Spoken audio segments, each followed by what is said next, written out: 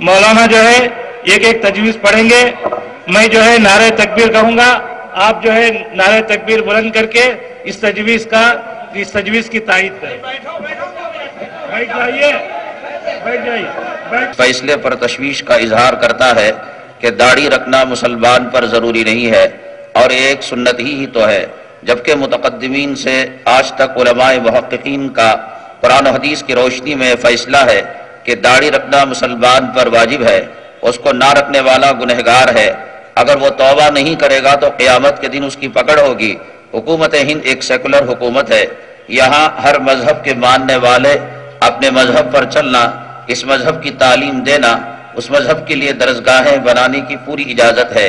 जमीयत उलमाए हिंद बगैर इस्लामी मराकिज़ से मालूम किए हुए हुकूमत की तरफ से खुद इस जवाब को तशवीश की नज़र से देखती है। नीज़ हुकूमत हिंद से मुतालबा करती है कि कभी भी किसी भी मजहबी मसले में इस्लाम के अहम मराकिज़ से राय लिए बगैर इस्लामी हुक्म का इजहार ना किया जाए, क्योंकि ये चीज़ दीन में मुदाखलत होगी और मुसलमान इसको हरगिज़ बर्दाश्त न कर पाएगा। नारे तकबीर। बस और दूसरी पढ़। तजवीज़ नंबर 2 बाउनवान दहशतगर्दी मुखालफत। दहशतगर्दी मुल्क में एक नासूर की शक्ल इख्तियार करता जा रहा है। इसका सबसे ज्यादा शिकार मुसलमान है।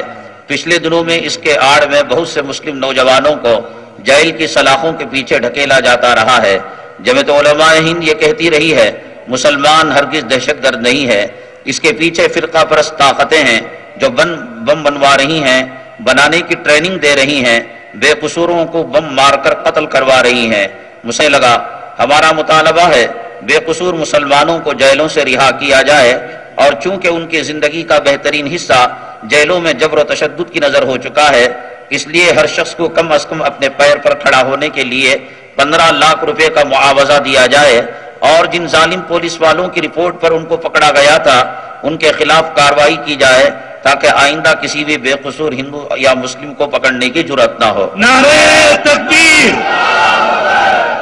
तजवीज़ नंबर 3 बाउनवान तहफ़्फ़ुज़ जमहूरियत।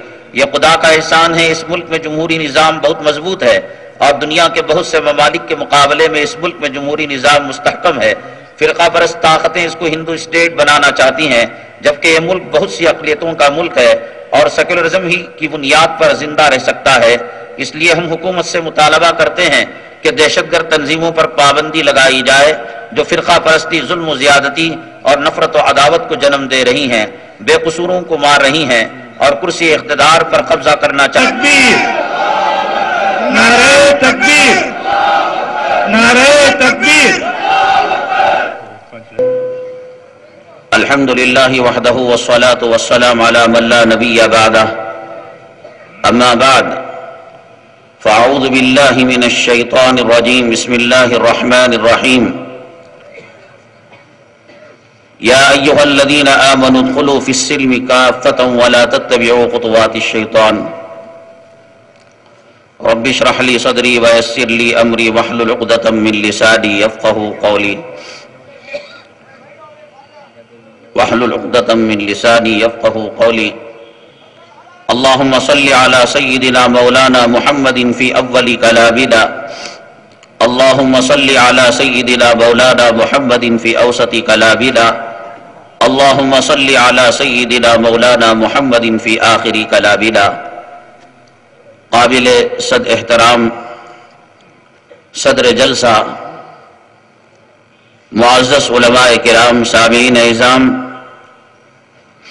बड़ी खुशी हो रही है और मसरत हो रही है कि आप तमाम हजरात उम्मत की फ़िक्र लेकर, कौम की फ़िक्र लेकर और हिंदुस्तान की फ़िक्र लेकर यहाँ जमा हुए हैं, और हज़रतुल उस्ताद सदर जमीयत उलमाए हिंद हज़रत मौलाना सैयद अरशद साहब मदनी दामद बरकातुहुम की आपने तकरीर को बगौर मुलाहजा फरमाया।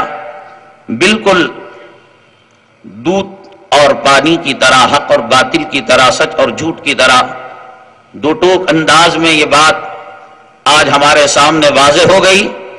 इस मुल्क का वफादार कौन है और इस मुल्क का गद्दार कौन है।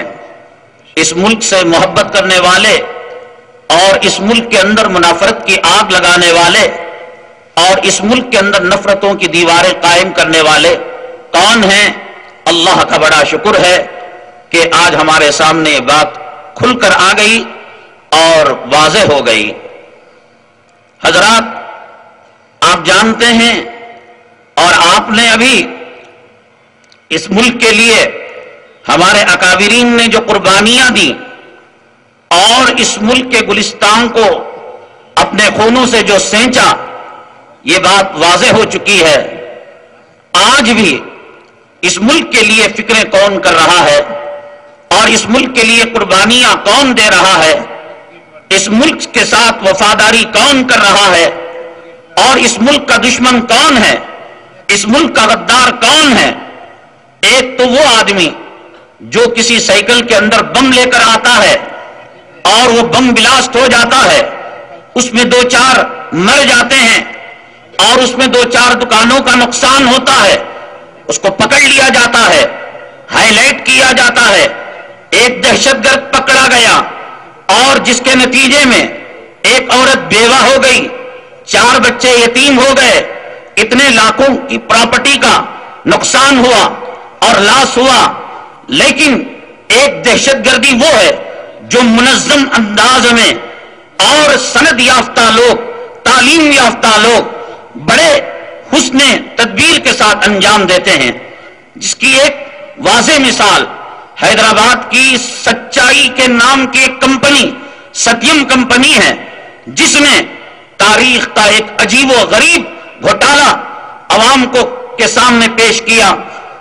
7,500 کروڑ کا گھوٹالہ، کتنے گھرانے مرے ہوں گے، کتنے لوگوں نے خودکشی کی ہوگی اور کتنے گھروں کا چراغ جلا ہوگا۔ یہ ستیم کمپنی کا گھوٹالہ ہندوستان کا کوئی پہلا گھوٹالہ نہیں ہے۔ یہاں اس ہندوستان کے اندر انشورنس کمپنی کا گھوٹالہ، ہرشد مہتا کا گھوٹالہ، بوفورس کا گھوٹالہ، حتیٰ کہ کارگل کے اندر لڑی جانے والی لڑائی جس کو ہندوستان مرنے والوں کو شہید کہتا ہے، وہاں کے تابوت کا گھوٹالہ، وہاں کے فوجیوں کو دیے جانے والے خون کا گھوٹالہ۔ اب بتلائیے دہشت گرد کون ہیں؟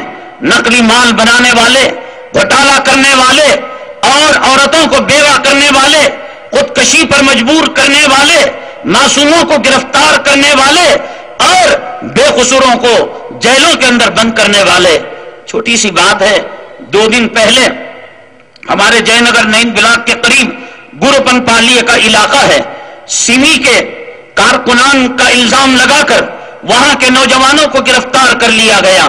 بامبئی کے اندر جو تاج محل اور اوبرائے اور نریمان کا جو حادثہ ہوا، ان کو جیلوں کے اندر بیلگام اور ہبلی کے جیلوں کے اندر انہیں مارا گیا اور پیٹا گیا، اور جب ان لوگوں کو عدالت کے اندر پیش کیا گیا تو ان مسلمان نوجوانوں نے جج صاحب سے کہا کہ جب کہ ہم 2 سال سے تمہاری تحویل میں ہیں اور قید و بند کی زندگی گزار رہے ہیں، تو پھر بامبئی کے بم بلاس سے ہمارا کیا تعلق ہو سکتا ہے اور اس سے ہمارا کیا رشتہ ہو سکتا ہے؟ کس جرم کے اندر ہمیں مارا گیا، کس جرم کے اندر ہمیں پیٹا گیا؟ یہ ہمارے جسم کے نشانات اور جسم سے نکلنے والا لہو چیخ چیخ کر کہہ رہا ہے کہ ہم معصوم ہیں اور مارنے والا دہشت گرد ہے۔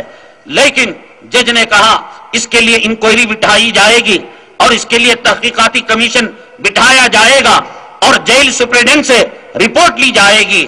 کل نہیں پرسوں یعنی 2 دن پہلے بدھ کے روز ہبلی کی عدالت کے اندر ان کی پیشی تھی۔